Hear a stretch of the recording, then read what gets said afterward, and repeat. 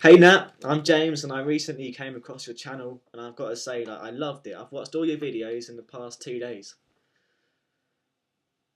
That's quite embarrassing, really, when you think about how many videos are. But yeah, no, I just wanted to say thanks, for doing all the videos because it's been the best distraction for my studying ever. It's right up there with Facebook on the distraction level, and when you're rivaling Facebook, you're doing all right. You're doing something right.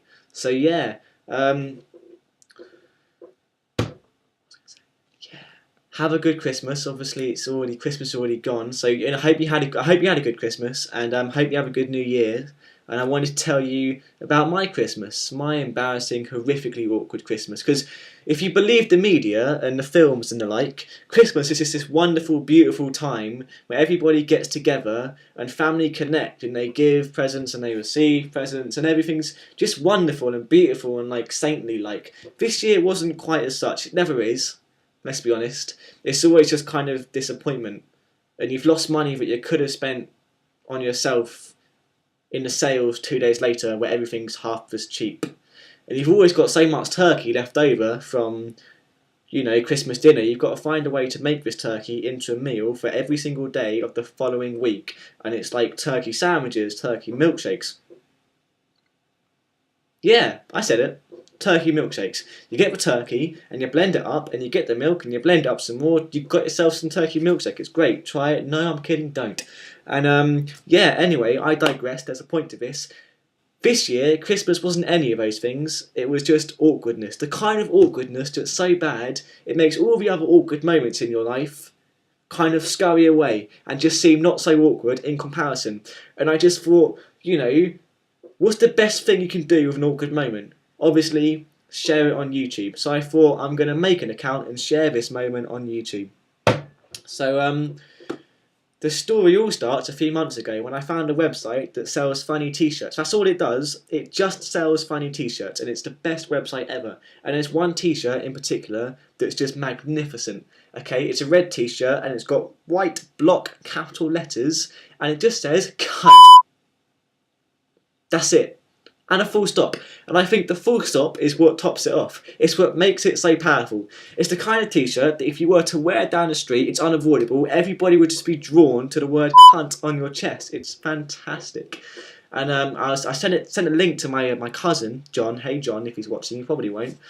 And I told him that if he wore it around London for a day, okay, like properly wore it, not under a jumper or anything cheating like that, actually wore it visible, I'd pay him 20 quid and I'd reimburse him for the order.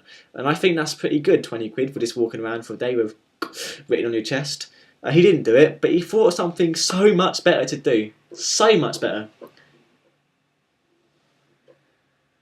He decided to give it to me as a Christmas present, knowing full well that Christmas this year was at my house.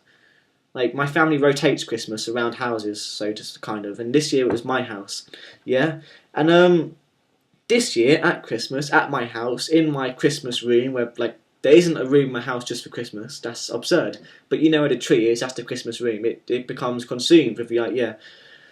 In the Christmas room with the tree, everybody was there, all of my family, like, a lot of them, my cousins, my grandparents, my dad, the neighbours next door that had just moved in, he decided to bring their like cute little 6-year-old beautiful kids, not in that way, the innocent way. And there were lots of kids there. There were like 3 or 4 kids, and they're all at that awkward age, 6 years old, I believe it is, where they start repeating everything that they see. And I know you know where this is going. It's obvious. And like if you show a 6-year-old a flashcard with the word the on it, they're not going to repeat it. But put the word like Willie on it, and they're going to say that word all day long. So anyway, Christmas came a knocking, 25th of December, in the morning, bright and early, all brisk, and I was tired, because I never get up at that early. It was like 7, all the kids were all giddy and excited and that. And we all gathered round, and we were all opening the presents in the circle, as tradition dictates. And everybody was doing that thing that you did in the song where you're like, yeah, I've always wanted a golf glove, even though I don't play golf, but I'll start now that you brought me this glove. And it came to my turn, and I was still in a like coffee hadn't kicked in and I was still tired, and I opened the present. And my cousin John was here at Christmas, and he'd been kind of fidgety, like pissing himself quietly, all laughing, giddy and that, all morning. I couldn't work out why, and this is why. I opened up my present, and the fabric, the red fabric, it was kind of like face down, so I couldn't see the letters. I didn't know what it was. It was just like red fabric, you know? And I was like, I was already forming in my head the pretend lie that I was going to say, where I said, yeah, this is great, thanks. And me being me and life being life, when I held it up, like, oh, what is it? The rude part was facing my family, not me. Me being me didn't really work out what was going on. But all this beautifulness and this lovely warmth and wonderfulness that had been built up throughout the morning with the giving and receiving of presents disappeared. It ran out the room so quick you wouldn't believe it. And it was replaced with this sheer awkwardness. You know the kind of awkwardness that you can feel? The kind of awkwardness that weighs you down, that you just like, you want to shoot yourself to get rid of it. Yeah? I felt that spread across the room. Everything was quiet and silent, and it was all... And it slowly dawned on me what this t-shirt was. Trickled down on me like little raindrops, and I thought, fuck.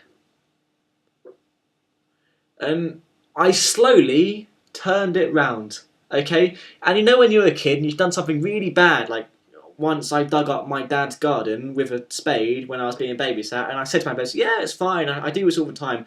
My dad loved the grass, the lawn, it was his pride and joy. And I dug it up, and he came home, within 5 seconds, looked into the garden, and just went, James! And you know when you're that little kid and you're walking down the stairs and you know you're going to get in such trouble, yeah?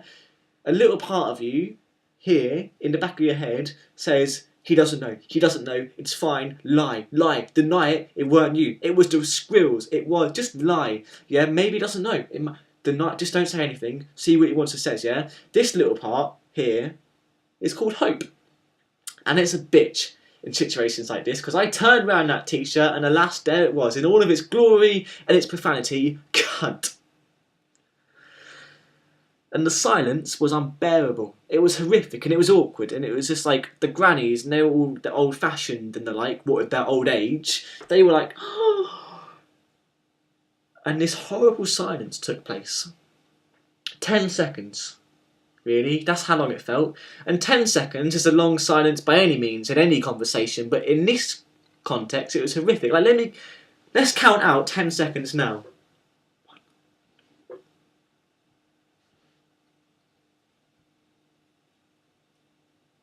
That was quite long. I felt some awkwardness there, even though this is just a YouTube video that not many people are going to watch.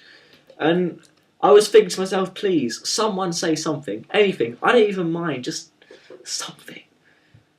Inevitably, as if God had planned this for a little sick joke, a Christmas treat for himself, the 6-year-old kid, called Jacob, looked at his mum, and in this beautiful, innocent, angelic little voice said, Mum. Wow. He didn't say it like that. That would be creepy. That would sound like an adult pretending to be a kid. No, he said, Mum, what does cunt mean?